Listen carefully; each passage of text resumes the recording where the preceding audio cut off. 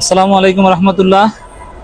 দর্শক মন্ডলী, আমরা এখন আছি বাংলাদেশ আওয়ামী লীগের কেন্দ্রীয় কার্যালয়ের সামনে বঙ্গবন্ধু এভিনিউতে।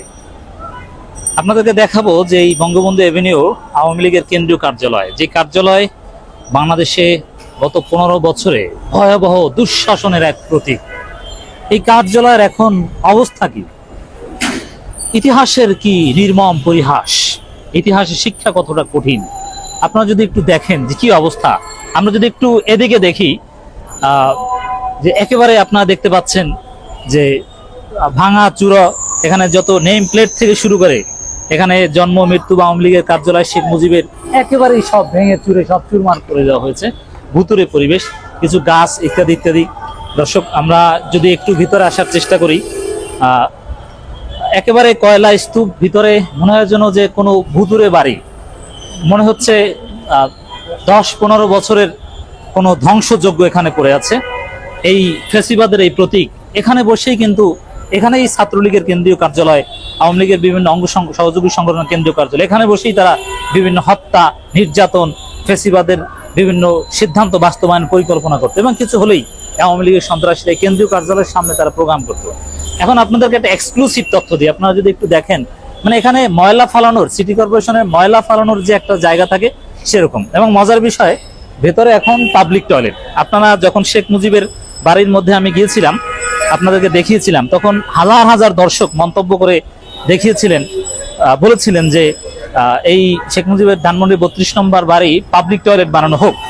কিন্তু মজার বিষয়, আমি আওয়ামী লীগের কেন্দ্রীয় কার্যালয়ের সামনে এসে দেখলাম যে এটা একেবারে পাবলিক টয়লেট বানানো হয়েছে। ভিতরে মানুষ প্রস্রাব করতে যাচ্ছে, আমাকে একজনে বললো যে টয়লেট করার ব্যবস্থা যেন নিচতলায়, এই ময়লা আবর্জনা পানির সাথে সাথে ভিতরে যাওয়ার মতো কোনো পরিস্থিতি নেই আপনার যতদূর দেখা যায়।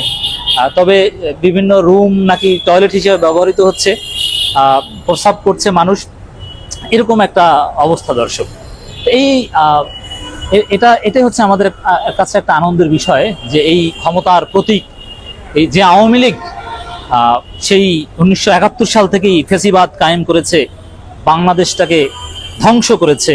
একবার শেখ মুজিব ধ্বংস করেছিল, আর একবার হাসিনা ধ্বংস করেছিল। তো এগুলোর চূড়ান্ত পরিণতি যে কতটা ভয়াবহ হতে পারে, এই ক্ষমতার প্রতীক এই কেন্দ্রীয় কার্যালয় কোটি কোটি টাকা খরচ করে যেটা বানানো হয়েছে, এটা এখন পাবলিক টয়লেট হিসেবে ব্যবহৃত হচ্ছে। এটাই হচ্ছে ইতিহাসের নির্মমতা। দর্শক, এবং এই কেন্দ্রীয় কার্যালয়ের সামনে বসে আজকে আমরা দাবি জানাতে চাই, যেটা সাংবাদিক মাহমুদুর রহমান জানিয়েছিলেন, এবং কোনো সাইনবোর্ড বা এগুলো কিন্তু নেই।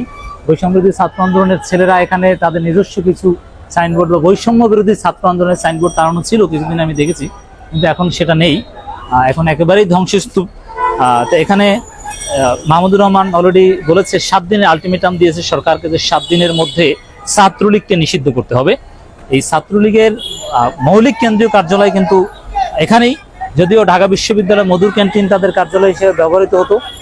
তো দর্শক, আমরাও এর সাথে একমত পোষণ করে দাবি করতে চাই এই কেন্দ্রীয় কার্যালয়ের সামনে দাঁড়িয়ে, যে আওয়ামী লীগকে বিচার করতে হবে। আওয়ামী লীগের নিষিদ্ধের কথা আমরা বলছি না, বিচার করতে হবে, কিন্তু বিনা বিচারে সন্ত্রাস বিরোধী আইনের 18(1) ধারা অনুযায়ী ছাত্রলীগকে 7 দিনের মধ্যে নিষিদ্ধ করতে হবে, এটা আমাদের দাবি। এবং এই বঙ্গবন্ধু এভিনিউর নাম, এই কার্যালয়টা অবস্থিত বঙ্গবন্ধু এভিনিউতে, এই বঙ্গবন্ধু এভিনিউর নাম আবরার এভিনিউ, শহীদ আবরার এভিনিউ করতে হবে। এবং শেখ মুজিবের নামে, বঙ্গবন্ধুর নামে যত স্থাপনা আছে এগুলো এই 24 জুলাই আগস্টের শহীদদের নামে করতে হবে। বিশেষ করে এই বঙ্গবন্ধু এভিনিউটা অতি জরুরি ভিত্তিতে নামটা পরিবর্তন করতে হবে। সরকারের অনেকের সাথে আলোচনা করেছি, তারাও একমত পোষণ করেছে, নীতিগতভাবে একমত, যে না, এই বঙ্গবন্ধু এভিনিউর নাম বঙ্গবন্ধু এভিনিউ রাখা যাবে না, শহীদ আবরার এভিনিউ হবে। এই আওয়ামী লীগের কেন্দ্রীয় কার্যালয়ের সামনে দাঁড়িয়ে ছাত্রলীগকে 7 দিনের মধ্যে নিষিদ্ধ করা, আওয়ামী লীগের বিচার করা, বিচারের পর তো তারা 10 বছরের জন্য বা 15 বছরের প্রসিডিউরাল একটা নিষেধাজ্ঞার মধ্যে পড়বে। এবং দর্শক, আমরা যেটা বলতে চাই, যে বঙ্গবন্ধুর এভিনিউর নাম আমরা শহীদ আবরার এভিনিউ হিসাবে দেখতে চাই। আপনারা একমত কিনা জানাবেন। এবং সর্বশেষ আপনাদের মতামত জানতে চাই, আওয়ামী লীগের এই ধ্বংসস্তূপ, এই পাবলিক টয়লেটে পরিণত হওয়া, অলরেডি পাবলিক টয়লেট হয়েছে। আমি মাগরিবের আজানের পর কথা বলছি, নামাজে যাব, ঠিক এই সময় অনেক মানুষ নামাজে গিয়েছে কিন্তু প্রস্রাব করতে এসেছিল এখানে, কেউ কেউ বলছে যে টয়লেটের ব্যবস্থা আছে। আমার মনে হয় যে এখানে প্রস্রাব মানে 1 নম্বর 2 নম্বর দুইটারই ব্যবস্থা আছে আমার মনে হয়। কারণ একটা গন্ধ আসে, এখানে দাঁড়িয়ে থাকাটাও কঠিন। আওয়ামী লীগ যেরকম বাংলাদেশে গত 15 বছরে দুর্গন্ধ ছড়িয়েছে, আওয়ামী লীগ নাম থেকে দুর্গন্ধ আসে, ঠিক তদ্রুপ আওয়ামী লীগের কেন্দ্রীয় কার্যালয় থেকেও এখন দুর্গন্ধ আসে, এখানে দাঁড়ানোর মতো অবস্থা নেই। তা আপনারা আর কিভাবে দেখতে চান? ধানমন্ডি 32 নম্বর বাড়িতে তো সেভাবে দেখতে চেয়েছিলেন, তো এখন এটাকে কিভাবে দেখতে চান? পাবলিক টয়লেট তো হয়ে গিয়েছে, আপনাদের দাবি পূরণ হয়ে গেছে, আর কি দেখতে চান? এটাকে কি পরিণত করা উচিত? কোনো জাদুঘর বা অন্য কোনো কার্যালয় বা সরকারকে রিকুইজিশন করা উচিত কিনা আপনার মন্তব্য করে জানাবেন দর্শক।